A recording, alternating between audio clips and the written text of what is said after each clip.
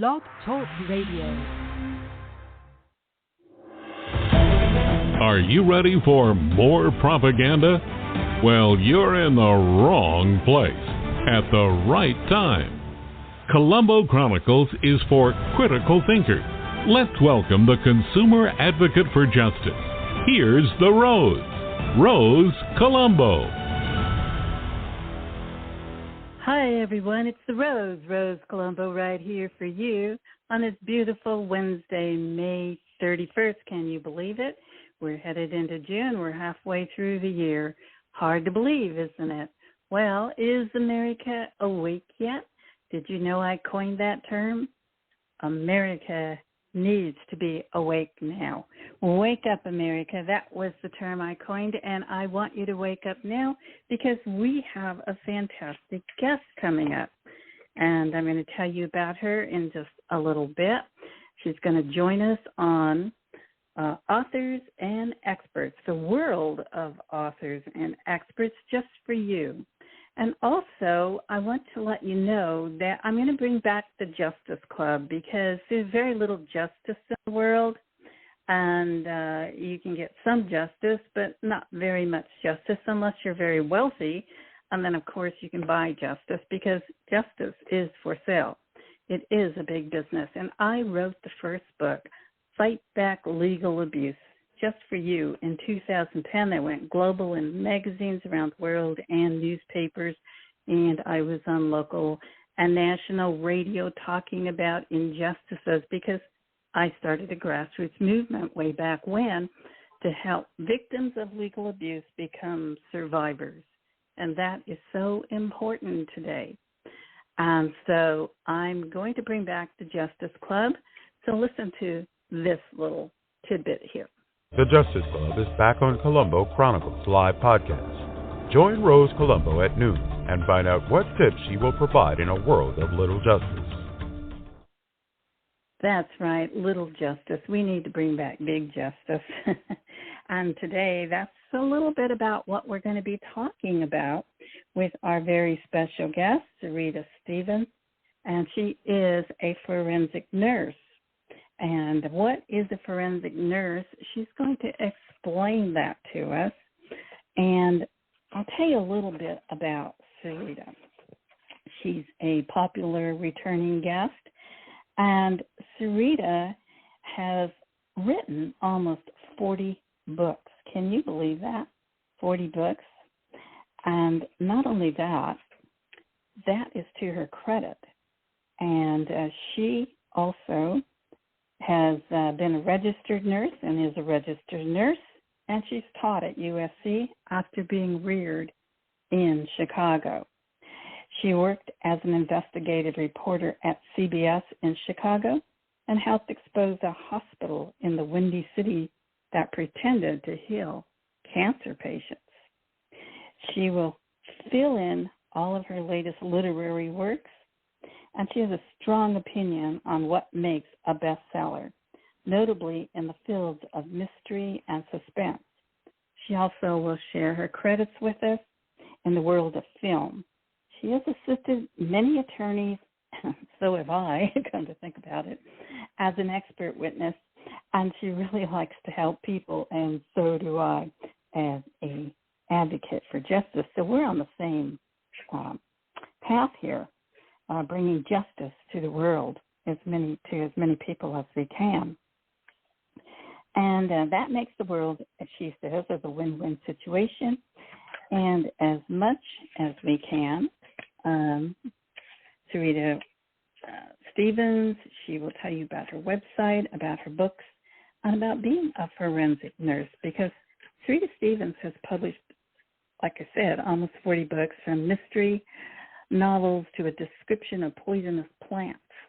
Very intriguing. So just in a moment, after these important messages, we're going to ask her to explain how she got involved as a forensic nurse and tell us what is a forensic nurse before we talk about her wonderful experiences and books. So don't touch that dial because we will be back in just a moment.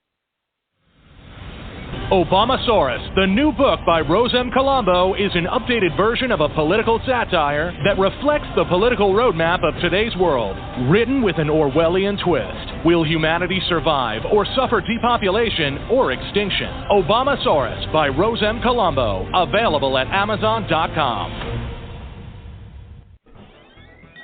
Howdy, folks.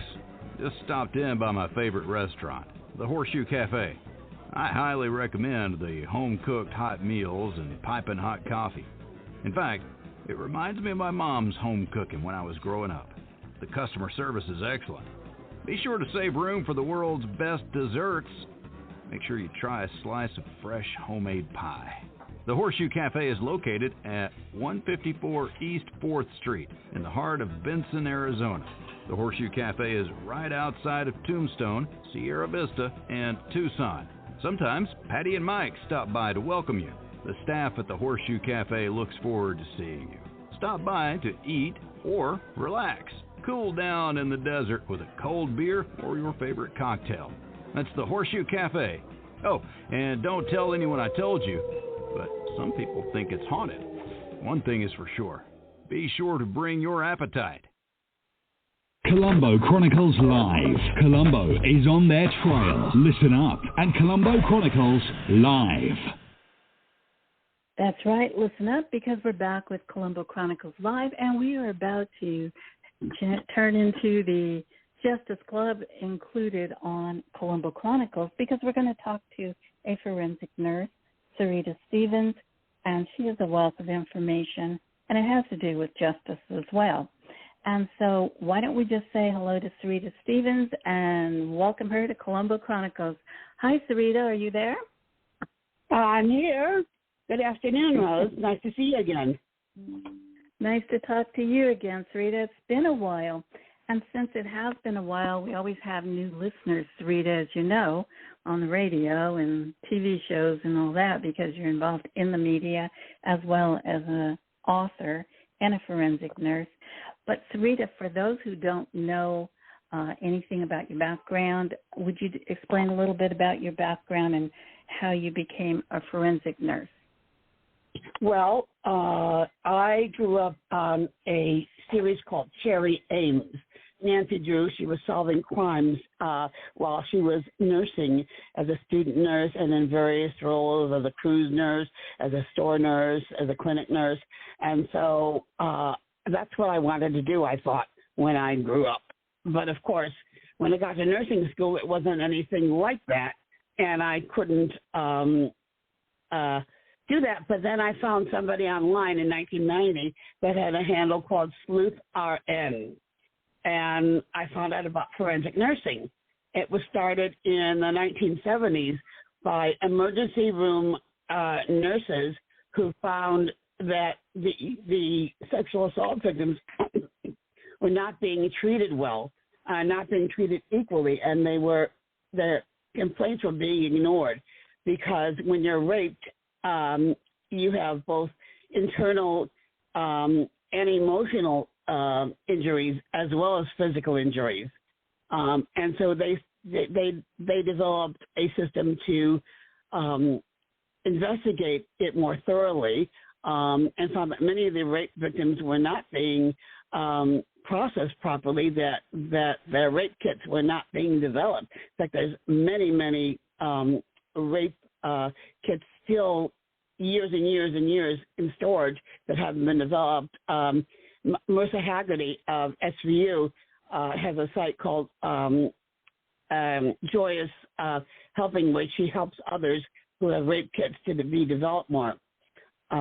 And anyway, so I went to the seminar and found out about what we as forensic nurses do. And besides sexual assault, we do domestic violence. I work with a lot of domestic violence victims, human trafficking, elder abuse, child abuse, arson, motor vehicle accidents, workman's comp, and death investigation, as well as legal nurse consulting. And I also work as an expert witness for the courts in psychiatric cases. So because nursing was my major field in nursing. So that basically is what a forensic nurse does. Well, that's a heck of a lot to do. Yes. And but you can't just be a nurse. You actually, I know you went to the International Association of Forensic Nurses, AFN, that started Right. you off as a forensic nurse. And then you also taught at USC about forensic nursing. And so it also, because it does involve you in law enforcement, how does law enforcement feel about forensic nurses, and how often do they use them for homicides, let's say? Many police forces have a forensic nurse on their staff to work with them. Some of the older cops are still the old boy system, you nurses go work with the bed. And also many of the older doctors feel the same way too. They feel that we're taking their patients, and the hospital administrators don't want to pay us overtime, because a good forensic investigation of a rape case takes maybe 3 to 4 hours and not just 15, 20 minutes in the ER. So they don't like paying overtime and stuff like that. And we still have a fight on our hands sometimes for being paid properly. But we do many police force and lawyers work with us, and we help them investigate and understand the medical aspect of what they're looking at. For instance, if we go into a crime scene, we can look at the drugs that the deceased has, and say, okay, he had a heart attack, he had heart condition. This is what he had. This is what we need to investigate more as his possible cause of death, rather than saying automatically it's a homicide or a suicide or whatever. So we give a different perspective to what the police are seeing, and many of them appreciate us.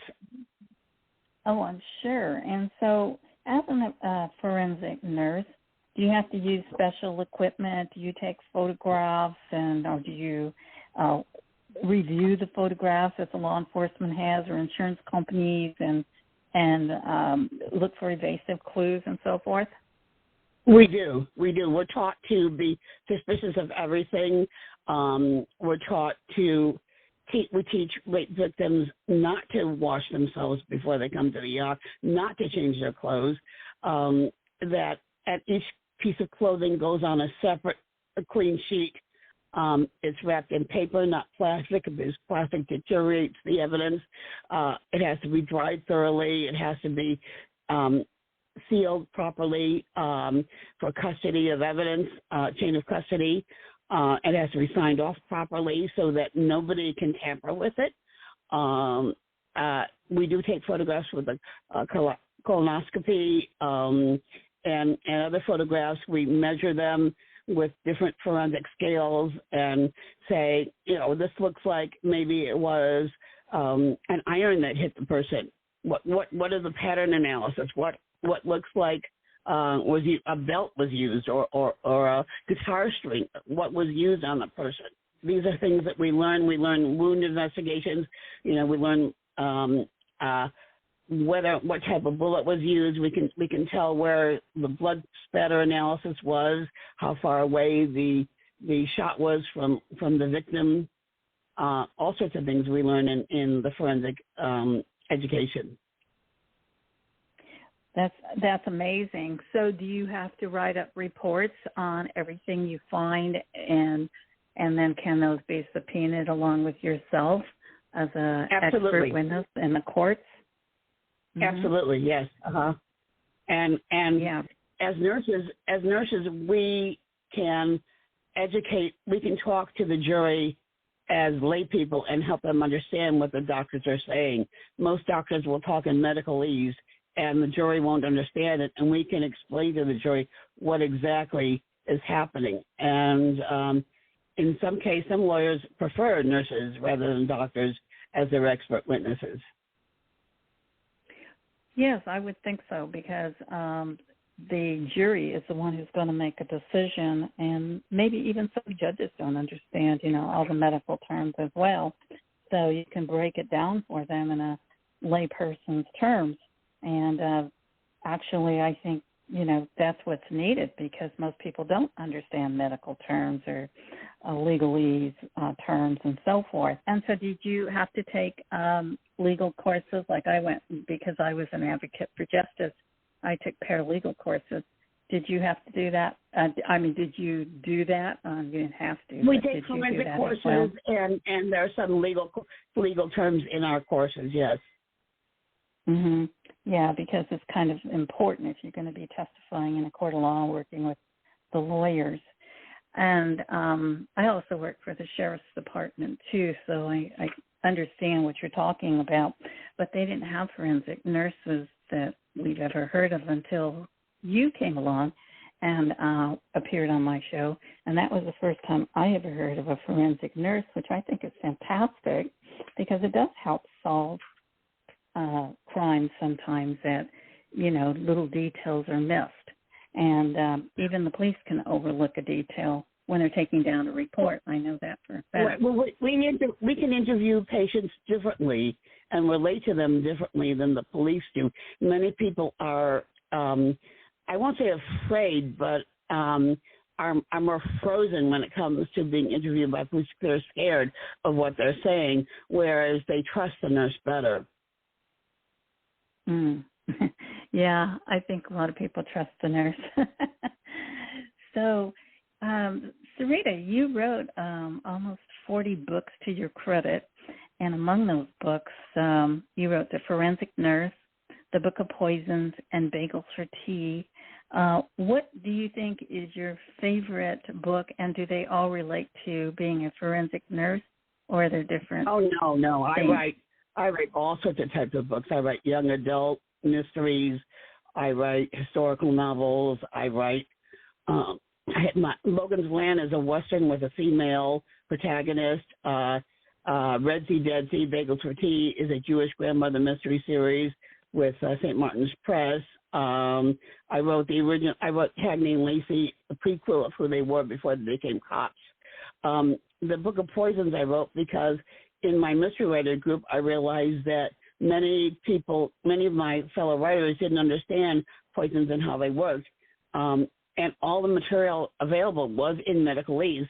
So I wrote the Book of Poisons in plain English for writers to understand how poisons worked. And it's been translated in several different languages already, and it is available online as well. And it's been used on several different shows, Law and Order, and I've been a consultant for Discovery Channel and for other things as well. I also help other writers with their medical, poison, and forensic questions. Well, that's interesting because they just accused Putin of poisoning some leader. And also, people hear about these poisonings, And I also had an Emmy Award-winning journalist on my show, and she was at the peak of her career when she went blind. And it seemed like overnight, but she wasn't feeling well for a while. And her friends who were close to them alleged that they thought that her ex-husband who was her husband at the time, was slowly poisoning her.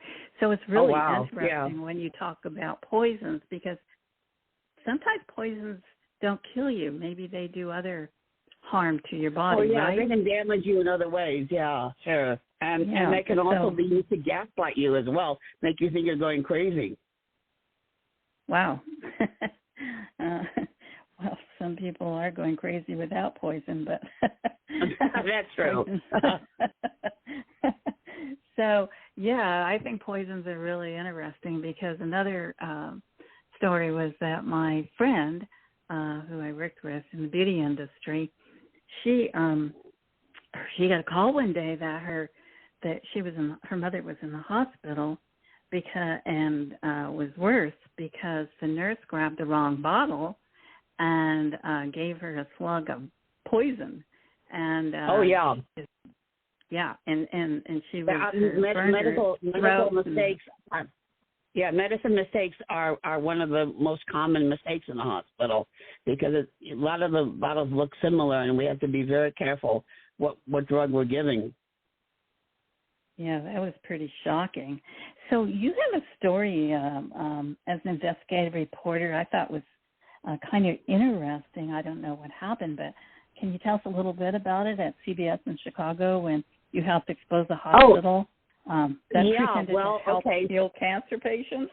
Yeah, that's right. When I was going to Columbia College, I worked as an intern at CBS in Chicago, and there was a hospital in northern Illinois, about an hour away from Chicago, and they had me go in as a nurse and work, and they were doing alternative cancer cures like high colonics and herbs and stuff like that to supposedly cure cancer, and having people sign their fortunes and stuff over to the hospital for research and stuff. And most of these people were not getting better or dying, and I helped CBS investigate them, and they found out who I was and tried to take my license away, and CBS did protect me and take care of me for that. It was quite interesting. And I'm working on another story right now about illegal transplants. Chinese use political prisoners from a certain religious group, Falun Gong, and they take them and they take their organs while they're still living, and then they kill the patient, kill the victims, and sell the organs overseas for enormous prices. And a lot of people are using those organs and falling prey to them. And in fact, Israel has forbidden any of their patients or doctors to use Chinese organs for that reason, because it's a human rights violation. And I'm hoping that what I write will, as a fictional thing, because people learn from fiction almost more than they learn from facts, will educate people about what's happening there. Well, actually, I've read about that. I read real articles about it where they actually grab people off the streets, even kids, whatever, and they don't even medicate the person, even if they drag them to a hospital, and they just take their organs. And that's really scary. Stun them. Usually they'll shoot them with something or stun them and something like that, and inject them with a drug to keep their organs more viable. And then they take the organs out, and then they kill them. Yeah, a former friend of mine who worked for the government and left the government became a whistleblower a long time ago when I was on AM/FM radio shows on KIEV, KGR, a bunch of those. And he said, I mean, all these guys shocked the heck out of me. And he talked about that, and that was like in the 90s, that the Chinese were shooting even kids, and then they just take their organs. And then I also it started in the 1990s, when this religion became popular. Yeah, and I exposed that on my radio shows back then because I let him on my show. And so also I read that even along our borders, that these cartels, with these open borders, are taking control and doing the same thing, organ harvesting. And that's pretty frightening when you think about, all of these unidentified people from third world countries who are controlling our borders, and they are making billions of dollars killing people, and men, women, children. Stealing organs, it is. Mm-hmm. It doesn't even matter. So that's really great. Yeah, it's really great that you're writing about that because it's real. I don't care what anybody says. It is real. It's scary and it's real. Yeah. It's scary as heck. And so when people say to me, you can't, da-da-da, you got to let them in because they're dead. I go, no, you got to let people who are identified and approved to be legal and upright citizens come in, not just everybody and anybody. I mean, come on, But anyway, going back to your work, I wanted to ask you a question. What makes a bestseller notable in the fields of mystery, suspense, or whatever they're writing about? And share some of your credits if you like. Well, thrillers are really popular right now. And they've always been popular because people like to feel that there's justice being done. In fact, that's how I started writing historical novels, where the male would say, "Oh, you will do this, or I'll put you over my knee. You will obey me." And I realized almost that was almost like domestic violence. They were like abusers. So I started writing mysteries where justice occurred. And then I started writing scripts. And there is a big difference, by the way, between scripts and books. I mean, I loved your political book, but it was hard to, I found it hard to translate it.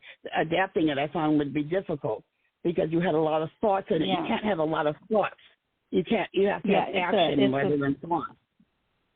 Yeah, well, it was more of I've had a lot of people from the film industry interested in it, and but it's different from what you write, and you write the thrillers and things like that, but it's been gotten a lot of interest in from the film industry, and it's a different genre though. It's totally from what you actually do, and so I understand that. And so everything's different, I mean, the cartoons, the animations, all of that, it's different. And everybody has their specialty. And so, and so that's understandable in everything. Some people like to read romances. Some people like thrillers. Some like mystery, So it just depends. Some like horror stories. There is a big difference in writing scripts and books, and people don't understand. It's a different mindset when you're writing a script versus writing a book. In writing a book, you can get into the head of everybody. You can get into their thoughts. You can go from character to character, whereas in a script, you try to stay with one main character as much as possible, and you have to be in present tense, and everything has to be shown as action, not as thinking. And it's hard for some people. It's less equals more in writing scripts. You have to be very careful with your words and make every word count, whereas you can be more flowery in a book.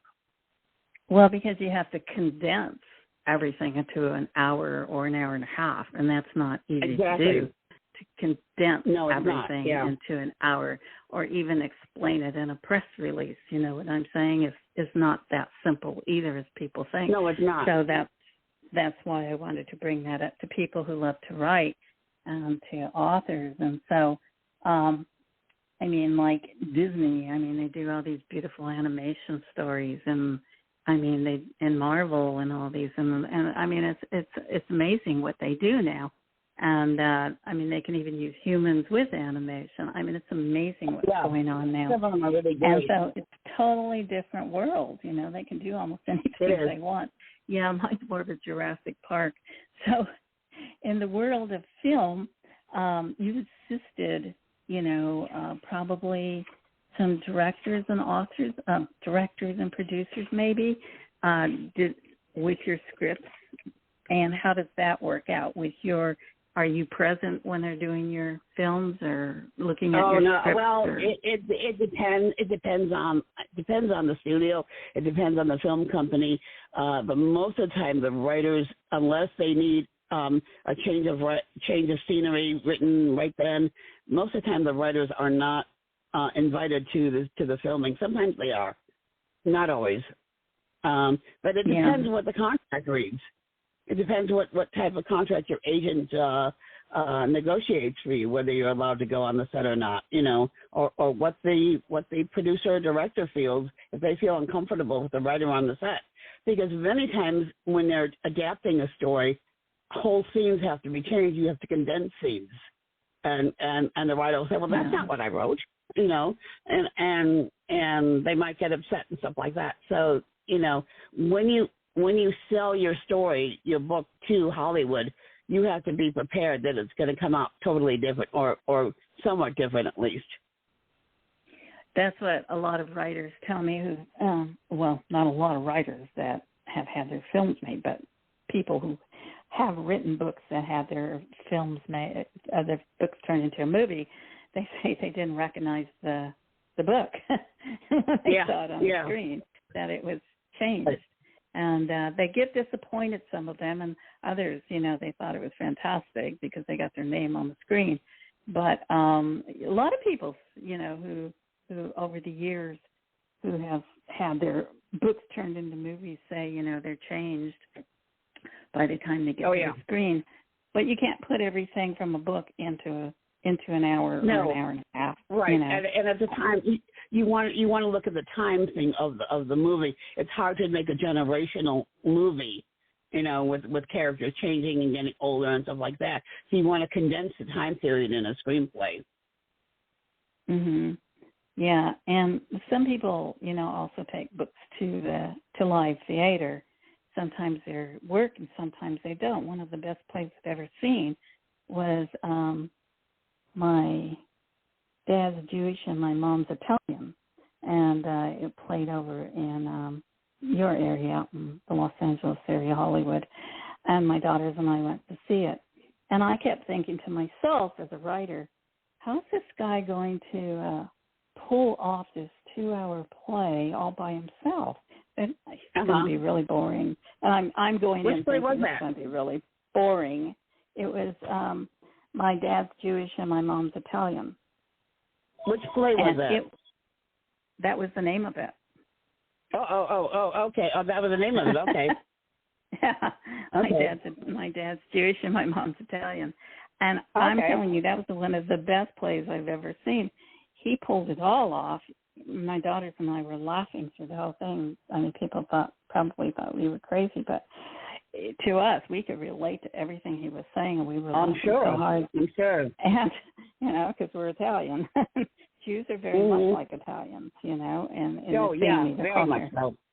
Yeah, very much so we were laughing a lot, but I'm telling you, this guy did such a great job. I can't remember his name or anything, but he did such a great job, and it was one of the best.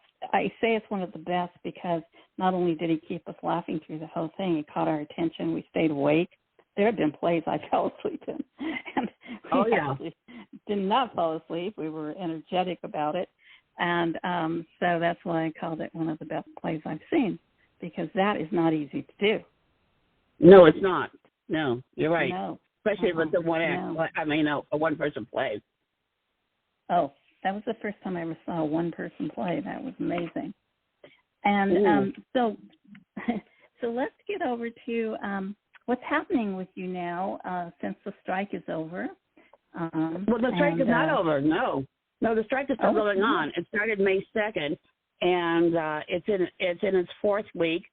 And so far, as far as I know, I myself am not yet a WGA member. I narrowly missed it because Hallmark was going to buy something of mine, and then the woman who was buying it left, and the other woman who came next didn't want to buy what the other woman had. So I narrowly missed getting into the guild. But I still respect the guild, and I'm not negotiating with anybody at the moment because of the strike.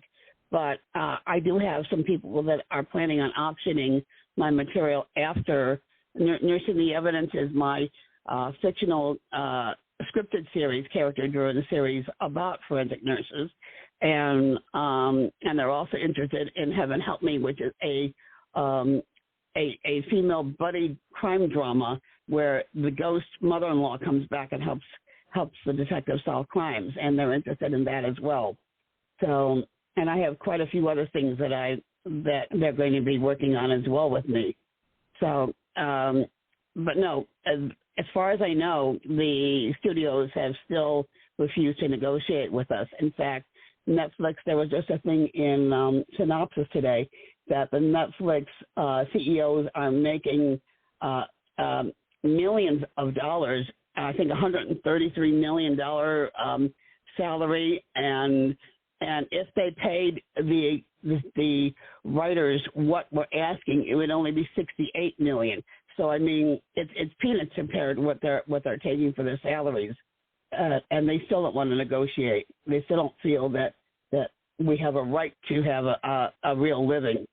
So as far as I know, the strike is still going on, and for another month or so at least. I don't think authors are all that much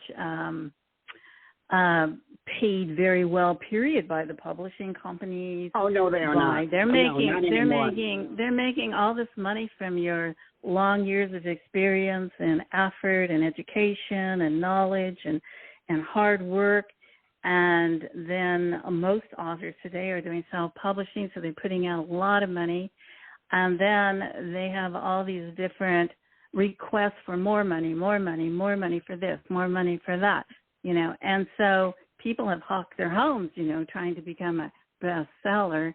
And I think that, a lot of people have to just be of the mindset that, you have to do what you're doing out of love and passion. And if it's to help other people, if it's just to tell your stories, whatever it is, that there's going to be a lot of competition and a lot of difference to even, to keep trying to get somebody to pay attention to you and your books. And and so it's not an easy thing to be noticed by, a traditional publisher and to buy your book or to get that movie deal. It's much harder these days. Yes, it is much harder these days. Yeah, and I think because of self-publishing, there's so many more books out there now that everybody's writing a book right online or can have AI write the book, which I find is not fair. Not I think that was creative. I think that was very odd. Yeah. Yeah, I do too. I think that would be very odd. Yeah, so but going back to the pay, I mean, most authors that I ever talked to, unless a traditional publisher or a film company picked up their book, they never. Well, even a traditional publisher these days, you're lucky if you get maybe $500, a couple thousand for an advance, if they even pay advances.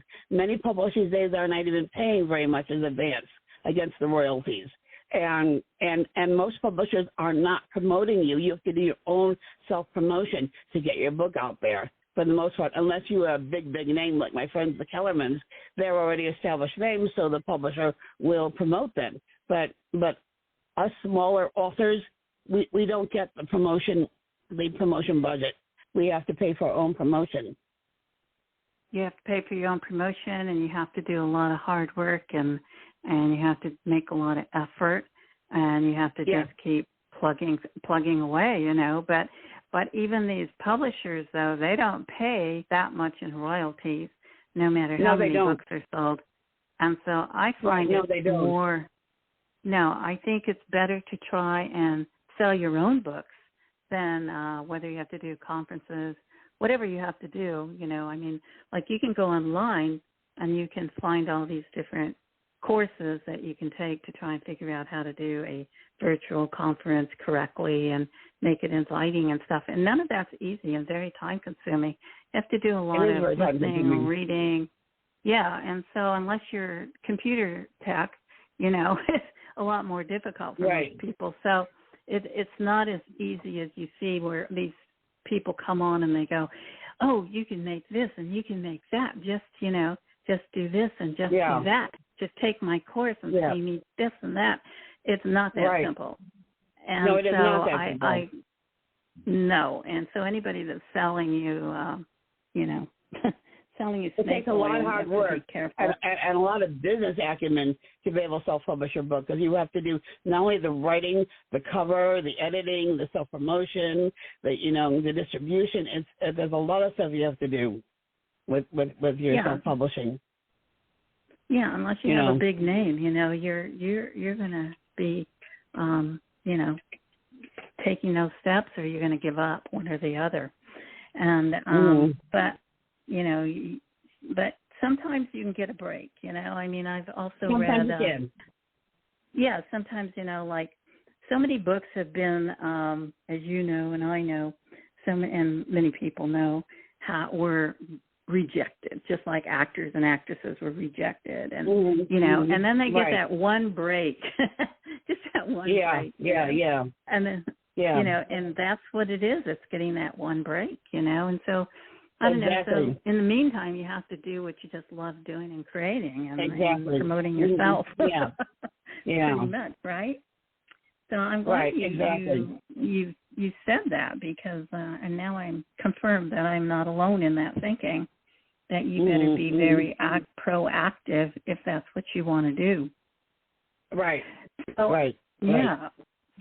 So I also heard a little birdie told me that you're going to be lecturing about poisons at the Regency era for the Novelist Conference in July. Right. The Regency Novelist Conference is having me lecture about poisons in the Regency era. And so I'm talking about a lot of plant poisons and natural, like snakes and bugs and stuff like that, as well as the favorites of arsenic and, arsenic, strychnine, and cyanide, which have been available for a long time and been used by many famous poisoners, So, yes, I am going to be talking about that. And that's going to be in July. Because it's really interesting because a lot of people are taking prescription drugs, as you know, millions and millions of people, and they get poisoned from prescription drugs. And a lot of the prescription drugs are also come from different types of plants and herbs and so forth.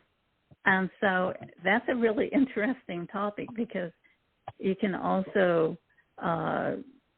connect it to prescription drugs, not just, Oh, yeah, many of them overdose and stuff like very easy to overdose if you don't read the labels and don't understand what you're taking. Yeah, it's really interesting. Or you see those commercials where they say, take this, you got a headache, take this pill, and then they'll say really fast, but it could cause liver damage, kidney damage, and death. Yeah. And a lot of drugs interact. You don't know what drugs are interacting, Like I found out one drug I have interacts with another drug and slows your heart down. And, oh, my God, that's not a good idea. So I had to stop taking one drug or the other. Even supplements. And that's not something that doctors don't always realize, don't always think about the interactions of other drugs you're taking. Well, I can verify that because when I went to take care of my parents, my dad and my stepmom both had like 30 drugs, different drugs each. So I went, and they had 3 different doctors. So I packed them up, and I went to each doctor, and I said, you need to contact each other. You need to write all these drugs down because my parents aren't getting better. They're getting worse. And I'm not going to give them all these drugs.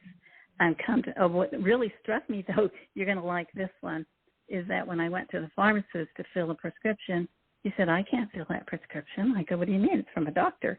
And he goes, I can't fill it. And I go, and why not? And he said, because it'll kill him because he's taking this. I'm like, oh, my God. You mean I'm going to kill my father? Yeah. So I packed them all up, and I made each of those doctors connect. And you know what they went down to? Good. Like about 7 drugs, and a few of them were vitamins. Yeah. Wow. So you can't always believe the doctors. Right. Many specialists don't know what other drugs are being used for other specialties and don't even look at the side effects that can happen with other drugs. So it's important for you to understand what you're taking. Well, I believe that about injections, too. It's important to know what they're injecting into your body, and people don't ask questions. So I'm glad you're doing this, as a registered nurse and a forensic expert, because people could accidentally give someone, the wrong drugs, and so people don't realize how important that is to make sure they're not, going to kill themselves or make themselves ill. Well, other problems. I was taking an osteoporosis injection, and it turned out having a lot of dental problems because of it. And that was one of the minor. They had it listed in a really small line on possible side effects, and said hardly anybody ever get it. But I got it, so and I had to stop taking it. Well, I always say, what if you're that one? What if you're that one they injected and you dropped dead? What if you're that one that you got paralyzed from? What if you're that one, you're a perfectly healthy person and they jab you or they give you a drug and legal drug, not just talking about illegal drugs, but a legal drug. Exactly. Exactly. Yeah, so it could be either way. And that the big pharma covers up so many of those lawsuits for so many years That Mm-hmm. because they they do. They first get all the money, so they don't care how many people die or are injured Mm-hmm. because they got billions and billions of dollars. So if they have to pay out $1 billion to a few people that got injured or, their families died or whatever, they don't care because they made more profits than it is to pay out $1 billion. So everybody got paid and some people died in the meantime or got injured. Yeah. So tell us about, so that's a wonderful thing you're going to do, speaking at that conference. So nursing the evidence. Your forensic that's my fictional series that has been optioned, and we hopefully once the strike is over, we'll be able to start producing it. And I hope to educate people through the storyline of different things that nurses do, that forensic nurses do. Maybe even a couple spin-offs too. Who knows? We'll see. I always call nurses angels because they do so much for people. And things that most people don't want to do, and so I call them angels.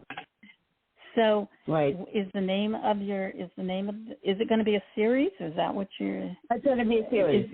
I hope so. At least that's what we're planning on, right? Yeah. Is it called Nursing the Evidence? Is that it? Is that the title? That's my title. I don't know if it'll change or not once we start production. I call that because we take care. Because we take care of evidence, we don't doctor it. Okay. And what is? Does it have like a theme throughout your series? Is it a thriller? Well, or is it what? It takes place in Georgia. At the current storyline, if they keep the same storyline, takes place in Georgia with a woman who testified against a serial killer, and he escapes, and she has to go into witness protection, and but she doesn't trust the people in the marshal's office. She thinks one of them is a leak, and so she goes to a different place, and then she has to in the small Georgia town has to help people solve crimes and use her forensic knowledge without exposing who she really is, and try and keep her secret, her soul a secret. So hopefully it'll interest people enough to keep watching. And most people don't know that the local coroners are elected. Most local coroners do not have any medical knowledge. They might be hardware store owners. They might be funeral owners. There's only a few of them that either are elected or have medical knowledge. And many nurses are trying to become coroners as well, yeah. Wow, that's interesting because they sign off the death certificates. Yeah, most of them don't know what they've been signing off. Wow. Exactly. That's amazing to me. Absolutely amazing. I mean, there was like a black guy that died, and it was a huge national story. And in the end, I always question because I saw the video where he was inside the car, great big guy, and he had a rap sheet and everything with drugs and all that. And I heard him watching the police video that most people I don't think saw. I only saw it one time on the air. And but I'm very tuned into law enforcement because I work for them, and then also I also started the movement for justice, advocate for justice. And so I listened to things like that, and he was begging them to let him out of the car and lay him on the ground, and he couldn't breathe.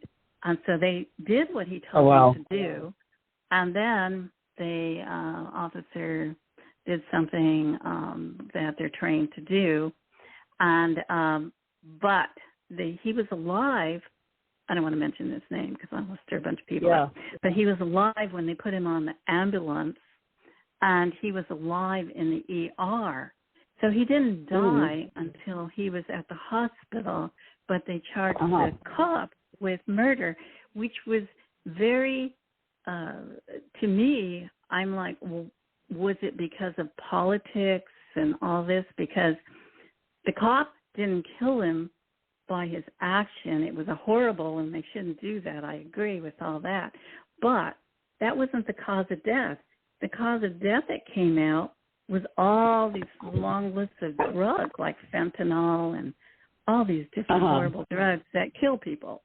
And they said that's what he actually died from, was poison. The drugs poisoned him. And so, but the cop was charged with murder. So these things happen when you're talking about what you're talking about, the drugs, and how people don't really know about them and what they can actually do to your body, especially when you're talking illegal drugs. Right. So I think it's really important that you're bringing that to people's attention. And so, so why do you think this story, other than my opinion, is important to be seen now in this day and age? You're seeing the evidence? Because people don't know about what we as forensic nurses do. And I'm hoping that I wrote the book, the nonfiction book, Forensic Nursing, Law Enforcement, Secret Weapons. That's a nonfiction book of case studies from St. Martin's Press, which I think is still out available in paperback. But anyway, I did realize that most people don't know what forensic nurses do, and I want to educate. As a writer and a nurse, I felt important to educate people about what we do. And so that was my goal. You know, as I said, I think people learn better through fiction, because through osmosis they can hear things and they say, "Oh, I know that, and I'm like that," you know, and then they pay attention to the storyline, even though it's not them in the story, rather than just plain facts. A lot of times people get bored with reading facts. You're absolutely right, because Obama's Taurus is a fictional political satire, and that's exactly what people from around the world said to me. You know, they said, "Oh my God, you know, you really need to get out and talk about that, because I've been thinking about that, you know, and da-da-da-da-da." But fiction does awaken people and their minds and expand them, and it, you know, it makes them think outside of the box, and, maybe I'm not the only person that thinks that. And so what about Heaven Help Me? What about Heaven Help Me? Heaven Help Me, as I said, is a comedy, is a dramedy, and I talk about human trafficking, and I try to educate people a little bit about human trafficking in that story. But it is about it's a mother-in-law that never got along with her daughter-in-law, and she's murdered in the process of a crime, and comes back as a ghost to have her daughter-in-law, the detective, solve the crime, and decides that she wants to help her daughter-in-law in the future to solve crimes. So it's a comedy, but it's got dramatic moments to it as well, and it's won a lot of awards. So and they're interested in producing that as well. So we will see what happens. You never know. I mean, with the strike, I can't plan on anything for sure these days. But hopefully it will. Nobody can count on anything for sure these days, period. That's true. That's true. So you also won an award for your pilot in his name. Tell us a little bit about that. In His Name is about the massacre of the Jews in York, England in 1190. We were not allowed to do regular jobs. We could only be money lenders, and many of the nobles borrowed money from us, wanting to go on Richard's Third Crusade, and didn't want to pay back the money, so they decided to kill us. One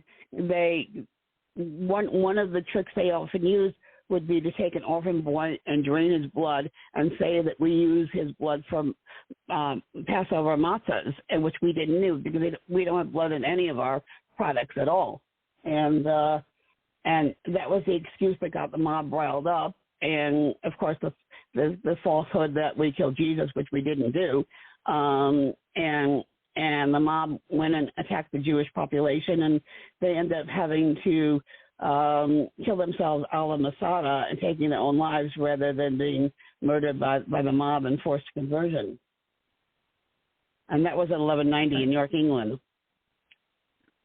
That sounds really interesting. As I said, it's won awards already, so... And hopefully I'll get one of the networks interested in it, or maybe do it as a feature. I'm not sure yet.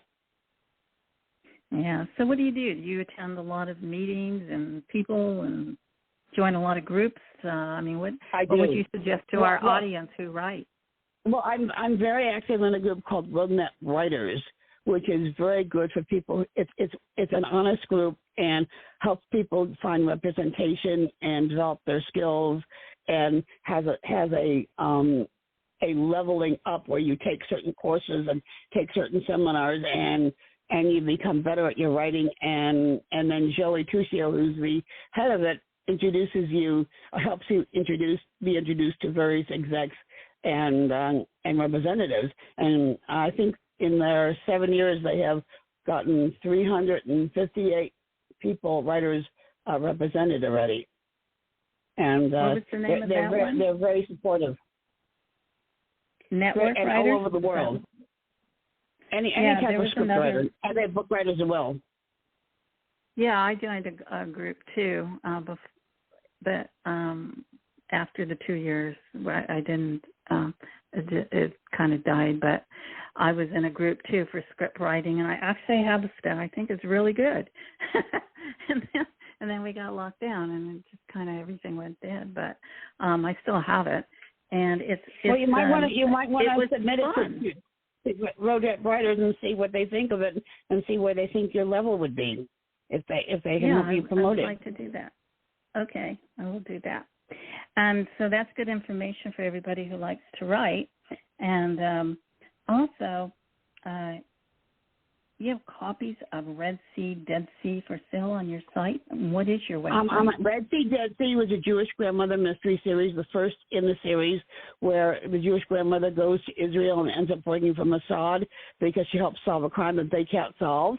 And Logan's Land on my site as well, which is my Western with a female protagonist, because it went out of print, and I have the copies available on my site available, which I can autograph and send to people if they're interested. My site is www.seritastevens.com, SERITASTEVENS.com. That's fantastic, Sarita, and it's always a pleasure to have you on Colombo Chronicles. I always enjoy all the things you're doing and the information. You are proactive, and your efforts are coming to fruition. So God bless you, and keep up the good work, and we'll talk to you again soon and find out what you're up to. You too. Keep up your good work as well. Thank you so much. Bye-bye. All right, talk to you soon. Bye-bye. All righty. Bye. And Sarita has left the building, and Rose Colombo is going to have to leave the building in just a moment, but I want to tell you, remember, injustices can happen to you, and they can happen to me. Together, we can make a positive difference, because you're never alone when you tune into Colombo Chronicles Live. God bless you, and God bless America. Obamasaurus, the new book by Rose M Colombo, is an updated version of a political satire that reflects the political roadmap of today's world. Written with an Orwellian twist. Will humanity survive or suffer depopulation or extinction? Obamasaurus by Rose M Colombo. Available at Amazon.com. Well, my friends, time flies. And now is the time to say goodbye. Thanks so much for being part of the Colombo Chronicles family. You are appreciated. Please do it now. Bookmark. Push that like, share, and follow button. Oh, and don't forget to comment below and stay in touch. Make your family part of the Colombo family. Until next Wednesday at noon, remember, God loves you, and so does the Rose.